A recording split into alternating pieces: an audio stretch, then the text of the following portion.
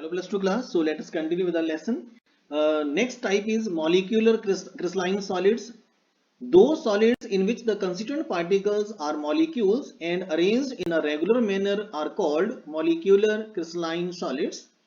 These are of three types: non-polar, polar and hydrogen bonded, depending upon the nature of the constituent particles, the molecules. अब first type है इसमें non polar. Non polar वो है जिसमें कोई charge नहीं होता मॉलिक्यूल्स के बीच में, और ऐसे मॉलिक्यूल्स तब बनते हैं जब वो एक जैसे होते हैं एटम्स उनके, जिनको होमोन्यूक्लियर एटम्स बोलते हैं, होमोन्यूक्लियर मॉलिक्यूल्स बोलते हैं. एटम्स उनके एक जैसे होते हैं. फॉर एग्जांपल हाइड्रोजन का मॉलिक्यूल, आयोडीन का मॉलिक्यूल, या फिर ऐसा बोलें कि अगर इसमें अलग अलग भी उसमें मॉलिक्यूल में एटम्स हैं तो उसमें डाइपोल मोमेंट जीरो होनी चाहिए. जैसे CO2 है, उसकी लीनियर शेप, सिमेट्रिकल शेप के कारण उसका डाइपोल मोमेंट जो है वो जीरो है, इसलिए वो नॉन पोलर की कैटेगरी में आता है. नॉर्मली क्या होते हैं, जो एक जैसे एटम्स के मॉलिक्यूल्स हैं वो तो नॉन पोलर ही होते हैं. अब अगर किसी सॉलिड के अंदर नॉन पोलर मॉलिक्यूल्स जो है वो कांस्टेंट पार्टिकल्स हैं तो उनकी नेचर क्या होगी. पहली बात तो ये है कि एक नॉन पोलर मॉलिक्यूल और दूसरे नॉन पोलर मॉलिक्यूल के बीच में कोई स्ट्रॉन्ग फोर्स हो नहीं सकती. जहां स्ट्रॉन्ग फोर्स नहीं है वहां एक फोर्स एग्जिस्ट करेगी, वैन-डर-वाल फोर्स ऑफ अट्रैक्शन. और वैन-डर-वाल फोर्स ऑफ अट्रैक्शन इतनी वीक होती है कि थोड़ा सा भी टेम्परेचर बढ़ाएं तो ये बॉन्ड ब्रेक हो सकता है.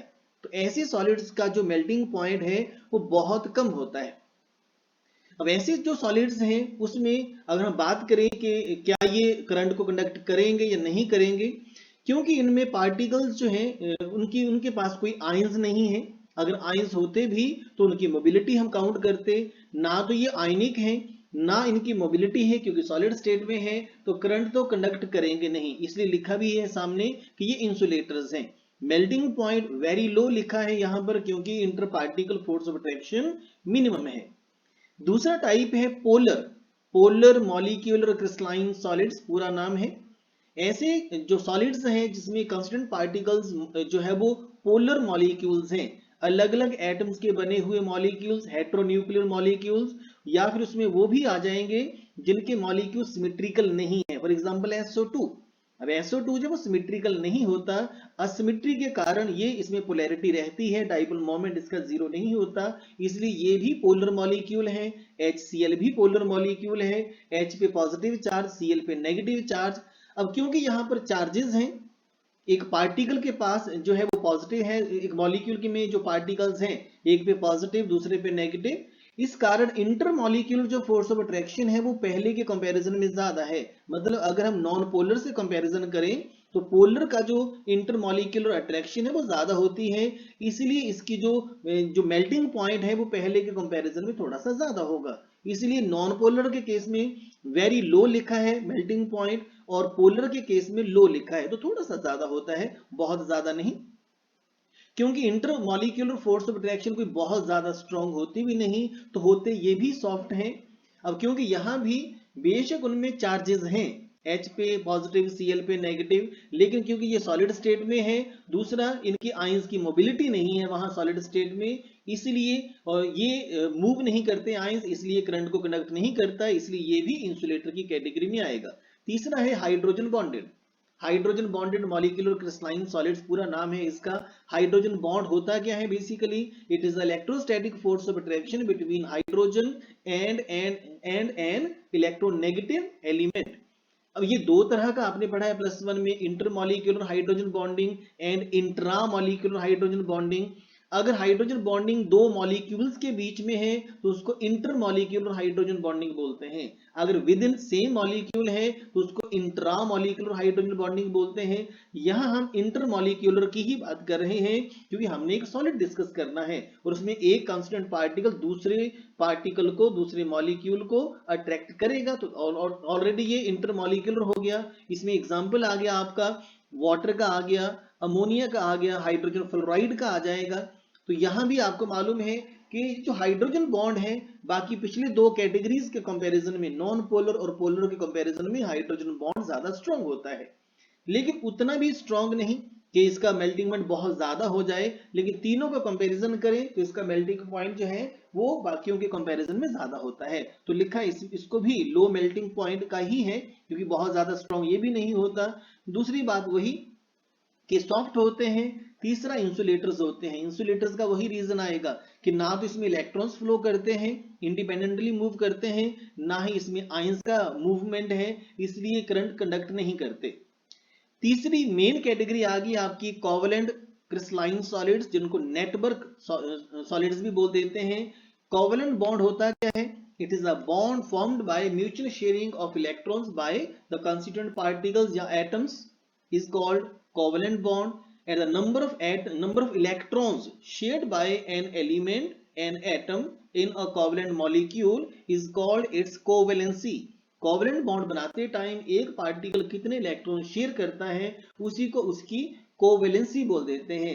जैसे आयनिक बॉन्ड में कोई एलिमेंट कितने इलेक्ट्रॉन लूज करता है या गेन करता है वो उसकी इलेक्ट्रोवेलेंसी हो जाती है। अब कोवेलेंट बॉन्ड जो है म्यूचुअल शेयरिंग ऑफ इलेक्ट्रॉन्स बनते हैं। पहली बात इनका एग्जांपल डायमंड इसका एग्जांपल है, सिलिका SiO2 सिलिकॉन कार्बाइड भी इसका एग्जांपल है, एल्यूमिनियम नाइट्राइड इसका एग्जांपल है। और ये सभी इनमें एक पार्टिकल और दूसरे पार्टिकल के बीच में कोवेलेंट बॉन्ड है, म्यूचुअल शेयरिंग ऑफ इलेक्ट्रॉन्स हैं। अब ये बड़े स्ट्रॉन्ग बॉन्ड्स होते हैं, इसलिए इसका जो मेल्टिंग पॉइंट है वो ज्यादा होता है। इसलिए लिखा भी है कि very high melting point, hard होते हैं। डायमंड का आपको पता है कि वो हार्ड है, ठीक है, वो तो देखा ही है मोस्टली लोगों ने। अब क्योंकि इसमें जो शेयर्ड इलेक्ट्रॉन्स हैं वो मूव नहीं करते, वो दो पार्टिकल्स के दो एटम्स के बीच में प्लेस्ड रहते हैं। जब इलेक्ट्रॉन्स का मूवमेंट नहीं है तो उसके कारण भी करंट नहीं कंडक्ट करता, इसमें चार्जेस होते नहीं, होते भी तो सॉलिड स्टेट में ये करंट कंडक्ट नहीं कर सकता था, क्योंकि आयंस की मोबिलिटी सॉलिड स्टेट में नहीं होती, इसलिए ये भी इंसुलेटर्स हैं। लास्ट टाइप है मेटेलिक सॉलिड्स। मेटेलिक बॉन्ड क्या होता है? It is the electrostatic force of attraction between positively charged colonel's and free mobile electrons. आपको पता है एक मेटल के अंदर जो पार्टिकल्स हैं, जो उसके एटम्स हैं, उनके पास दो कंडीशंस होती हैं। एक तो उनके पास लूजली हेल्ड इलेक्ट्रॉन्स होते हैं, क्योंकि उनका न्यूक्लियस बहुत ज्यादा स्ट्रॉन्ग नहीं होता और पार्टिकल साइज ज्यादा होता है। दूसरी चीज, जो मेटल के एटम्स हैं इनमें वेकेंट ऑर्बिटल्स होते हैं।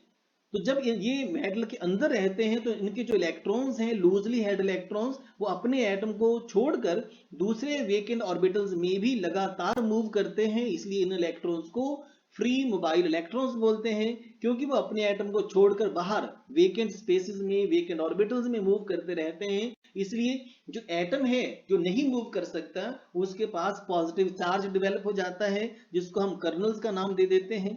अब इन कर्नल्स में और इन फ्री मोबाइल इलेक्ट्रॉन्स में इलेक्ट्रोस्टैटिक फोर्स ऑफ अट्रैक्शन होती है, उसी का नाम मेटेलिक बॉन्ड होता है।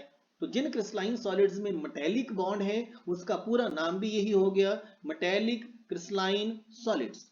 अब क्योंकि ये मेटेलिक बॉन्ड स्ट्रॉन्ग होता है, ठीक है, कई में एक्सेप्शन भी है, एल्कली मेटल्स में है, मरकरी में है। एल्कली मेटल्स में पार्टिकल साइज ज्यादा होने से मेटेलिक बॉन्ड वीक होता है, इसलिए वो सॉफ्ट होते हैं। अब आप डी ब्लॉक एलिमेंट्स में पढ़ोगे, मरकरी लिक्विड क्यों होता है वहां डिस्कस करेंगे डी डी ओवरलैपिंग के हिसाब से। यहाँ हम मेन बात करें कि मोस्टली जो मेटेलिक बॉन्ड के हमारे एग्जांपल्स हैं, वो मेटेलिक बॉन्ड जो है वो स्ट्रॉन्ग होता है और मोस्टली जो मेटल्स हैं वो हार्ड होते हैं। जितने जो एटम का साइज स्मॉल होगा, जितने फ्री मोबाइल इलेक्ट्रॉन ज्यादा होंगे, उतना ही मेटेलिक बॉन्ड ज्यादा स्ट्रॉन्ग होता है। एल्कली मेटल्स इसीलिए सॉफ्ट होते हैं, एक तो उनमें ज्यादा इलेक्ट्रॉन्स नहीं होते फ्री मोबाइल। हर एल्कली मेटल के पास एक इलेक्ट्रॉन होता है लास्ट वाले शेल का, वैलेंस शेल का, जो मूव करता रहता है। और इनका पार्टिकल साइज ज्यादा होता है क्योंकि फर्स्ट ग्रुप को बिलोंग करते हैं पीरियोडिक टेबल में, इसलिए इनका बनाया हुआ मेटेलिक बॉन्ड ज्यादा स्ट्रॉन्ग नहीं होता। तो ये भी आपने याद रखना है। अब इसमें इनकी प्रॉपर्टीज पे अगर हम आए, एक तो मेटेलिक बॉन्ड स्ट्रॉन्ग है इसलिए ये हार्ड होते हैं, तो मैंने एक्सेप्शंस की भी बात कर ली। मेल्टिंग पॉइंट फेयरली हाई है, मोस्टली हाई ही होता है अगर इनकी एक्सेप्शंस को छोड़ दें हम। दूसरी बात है इसमें कंडक्शन। अब ये कंडक्टर्स हैं इलेक्ट्रिसिटी के, वही रीजन आ जाता है क्योंकि इनके पास फ्री मोबाइल इलेक्ट्रॉन्स हैं, इसीलिए ये करंट कंडक्ट कर सकते हैं। तो ये इनमें क्लासिफिकेशंस हो गई, इनकी प्रॉपर्टीज हो गई, जो आपने याद रखनी है एग्जाम्स के लिए भी। नेक्स्ट है lattice points and unit cell.